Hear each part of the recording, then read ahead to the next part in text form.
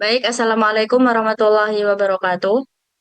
Waalaikumsalam Assalamualaikum warahmatullahi Selamat wabarakatuh. pagi dan salam sejahtera untuk kita semua. Sebelumnya, terima kasih kepada Pak Supri selaku dosen mata kuliah Sistem Informasi Manajemen dan juga rekan-rekan kelompok saya.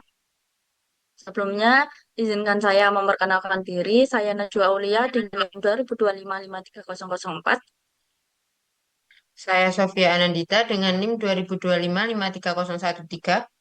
Perkenalkan, nama saya Uyun Fazira dengan NIM 2025-53025. Perkenalkan nama saya Fasya Dewi Ayu Natasha dengan NIM 2025-53007. Oke, pada kesempatan ini kami akan menjelaskan mengenai latar belakang dan tujuan perancangan sistem informasi manajemen pada UMKM bakso dan mie ayam Trengguli. Yang pertama latar belakang. Kalau kita lihat sekarang, perkembangan teknologi informasi sudah semakin pesat. Hampir semua sektor usaha, mulai dari usaha kecil sampai perusahaan besar, sudah memanfaatkan teknologi untuk membantu kegiatan operasional mereka.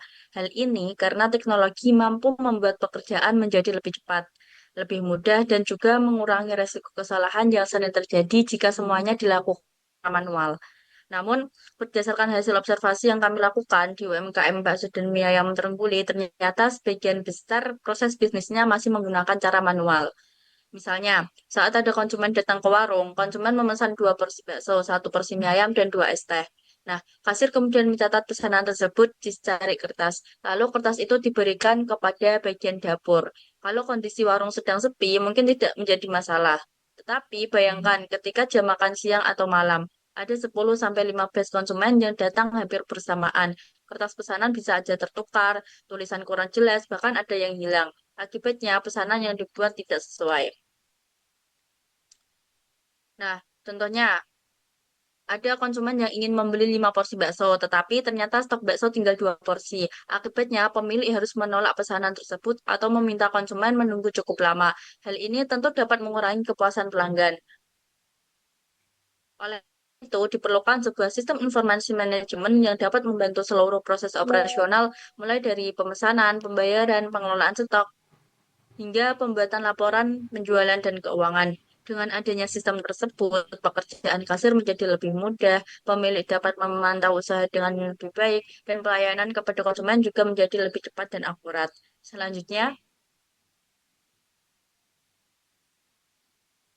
yaitu tujuan perancangan.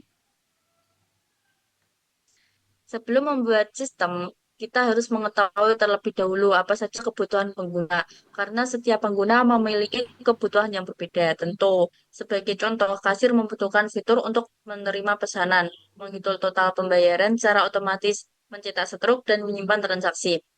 Sementara itu, pemilik usaha membutuhkan fitur untuk melihat laporan penjualan harian, mengetahui menu yang paling laris, melihat keuntungan usaha, dan mengecek stok bahan baku. Tujuan yang kedua adalah merancang proses bisnis menggunakan diagram konteks dan data flow diagram atau DFD. Diagram ini digunakan untuk menggambarkan bagaimana data mengalir dalam sistem. Sebagai contoh alurnya seperti ini. Konsumen datang ke warung lalu memesan makanan kepada kasir. Kasir memasukkan pesanan ke dalam sistem. Setelah itu, sistem mengirimkan data pesanan ke bagian dapur agar makanan segera diproses. Selanjutnya adalah merancang atau user interface. Tujuannya agar aplikasi mudah dipahami oleh pengguna. Nah, setelah semua pengguna memahami cara menggunakan aplikasi, sistem mulai diterapkan dalam kegiatan operasional sehari-hari. Harapannya seluruh proses bisnis di UMKM Bakso dan Ayam Trenggule menjadi lebih efektif, lebih efisien, kesalahan data cepat pelayanan kepada konsumen, serta menghasilkan laporan yang lebih akurat untuk membantu pemilik dan mengambil keputusan. Akan dijelaskan oleh rekan saya. Selanjutnya, saya akan menjelaskan mengenai diagram konteks. Diagram konteks menggambarkan hubungan antara sistem informasi, manajemen UMKM, bakso dan mie ayam Trengguli dengan pihak-pihak yang berintegrasi langsung dengan sistem. Terdapat 5 entitas utama yaitu pelanggan, pelayan, kasir, pemilik, dan supplier. Masing-masing entitas memiliki peran yang berbeda. Pelanggan melakukan pemesanan, pelayanan mengelola pesanan, kasir memproses pembayaran, dan pemilik menerima laporan, sedangkan supplier menyediakan bahan baku. Dengan adanya diagram konteks ini, kita dapat melihat gambaran umum aliran data yang masuk dan keluar dari sistem. Lanjut. Selanjutnya adalah DFD level 0. DFD level 0 menjelaskan proses utama yang ada di dalam sistem. Terdapat 4 proses utama, yaitu proses pemesanan, lalu pembayaran, pengelolaan stok bahan baku, dan pembuatan laporan. Keempat proses tersebut saling terhubung sehingga setiap data yang masuk akan diproses secara terintegrasi. Dengan demikian, informasi yang dihasilkan menjadi lebih akurat, proses kerja lebih efisien, serta memudahkan pengelolaan operasi UMKM. Lanjut.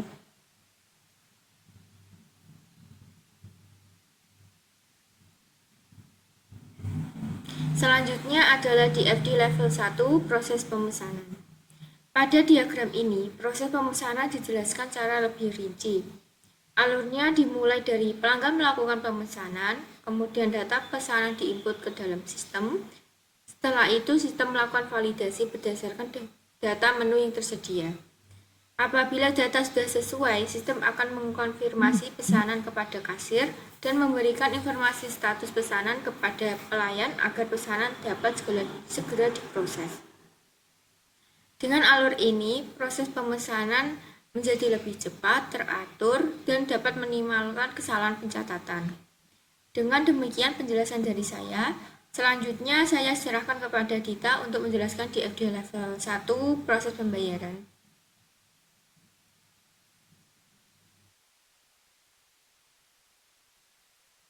Oke, selanjutnya adalah DFD level 1 proses pembayaran. Pada slide ini dijelaskan mengenai DFD level 1 proses pembayaran. Diagram ini menunjukkan alur pembayaran setelah pelanggan selesai melakukan pemesanan. Proses pertama adalah pelanggan atau kasir memasukkan data pembayaran ke dalam sistem. Data tersebut meliputi nomor pesanan, total pembayaran, metode pembayaran, dan jumlah uang yang dibayarkan oleh pelanggan. Selanjutnya, sistem melakukan validasi pembayaran. Tujuan bahwa data pembayaran sudah sesuai dengan total tagihan. Jika pembayaran belum selesai, sistem akan memberikan informasi kepada kasir agar transaksi dapat diperbaiki terlebih dahulu. Bila pembayaran sudah dinyatakan valid, sistem akan memperbarui status transaksi menjadi lunas. Data pembayaran juga akan tersimpan ke database sehingga dapat digunakan sebagai arsip dan bahan pembuatan. Sistem akan menghasilkan struk atau bukti pembayaran yang dapat diberikan kepada pelanggan. Dengan adanya sistem ini, proses pembayaran menjadi lebih cepat, mengurangi kesalahan pencatatan secara manual, dan seluruh transaksi dapat terdokumentasi dengan baik. Selanjutnya adalah DFD level 1, proses pengelolaan stok bahan baku. Diagram ini menjelaskan bagaimana sistem mengelola bahan baku yang digunakan dalam operasional UMKM. Proses diawali dengan pengelolaan data master bahan baku seperti nama bahan, jumlah stok, satuan, dan informasi supplier. Data ini menjadi acuan dalam proses pengelolaan stok. Setelah itu, setiap ada bahan baku yang masuk dari supplier maupun bahan yang digunakan untuk sistem akan memperbarui jumlah stok secara otomatis. Dengan begitu, jumlah persediaan yang ada di sistem selalu sesuai dengan kondisi sebenarnya. Kemudian, sistem melakukan monitoring stok. Jika jumlah stok mulai menipis atau hampir habis, sistem dapat memberikan informasi kepada pemilik sehingga dapat segera melakukan pemesanan ulang kepada supplier. Seluruh data tersebut kemudian diolah menjadi laporan bahan baku. Laporan ini membantu pemilik mengetahui kondisi persediaan, mengontrol penggunaan bahan baku, dan menghindari terjadinya yang dapat menghambat operasional usaha. Kemudian yaitu DFD level 1, proses pembuatan laporan. Proses ini mengolah seluruh data yang telah tersimpan di dalam sistem, seperti data penjualan, data pembayaran, dan detail transaksi. Semua data tersebut diproses sehingga secara otomatis menghasilkan informasi yang akurat. Output yang dihasilkan berupa laporan penjualan harian, bulanan, tahunan, serta rekapitulasi seluruh transaksi. Laporan ini dapat digunakan oleh pemilik usaha untuk mengetahui perkembangan penjualan, menghitung pendapatan, dan mengevaluasi kinerja usaha. Dengan adanya laporan yang dibuat secara otomatis, pemilik tidak perlu lagi menghitung atau merekap data secara manual. Hal ini membuat pekerjaan menjadi lebih efisien, mengurangi risiko kesalahan pencatatan, serta memudahkan pengambilan keputusan dan mengembangkan usaha di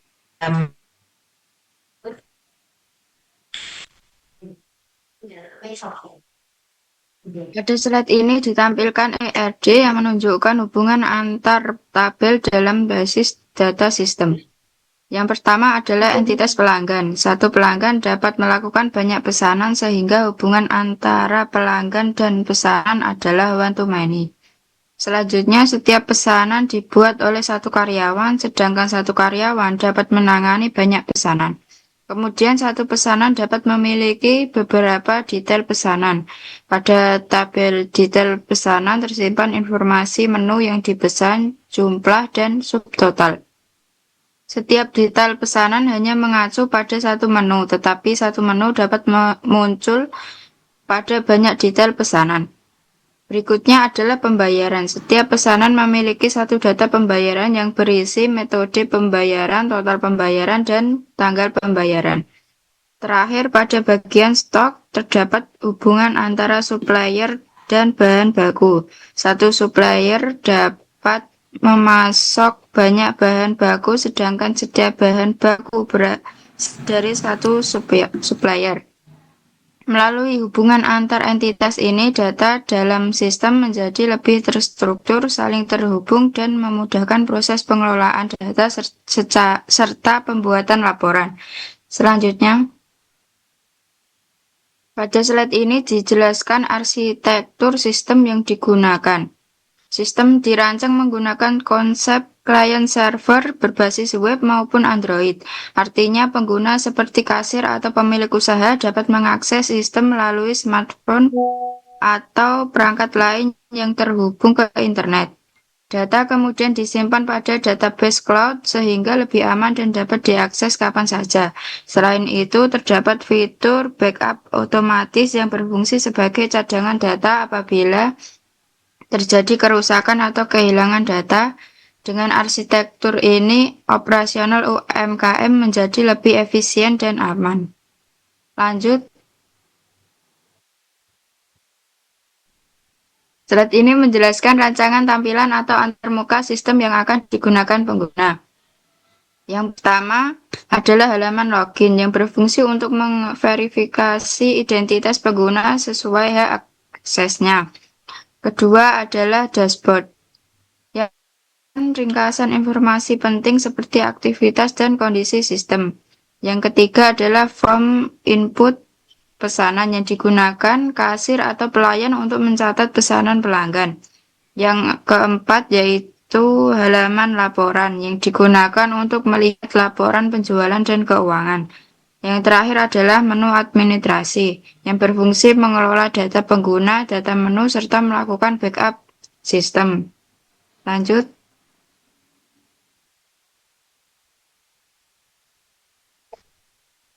Sebagai kesimpulan, perancangan sistem informasi manajemen terintegrasi ini diharapkan mampu meningkatkan efisiensi operasional UMKM. Dengan sistem ini, proses pencatatan menjadi lebih akurat, penyusunan laporan lebih cepat, dan pemilik usaha dapat mengambil keputusan berdasarkan data yang diintegrasi.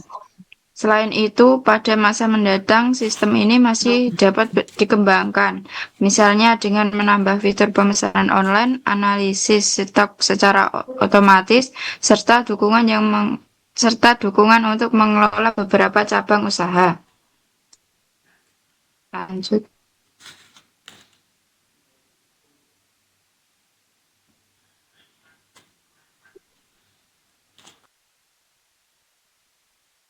Baik, sekian presentasi dari kelompok kami. Mohon maaf apabila ada kesalahan kata. Wassalamualaikum warahmatullahi wabarakatuh.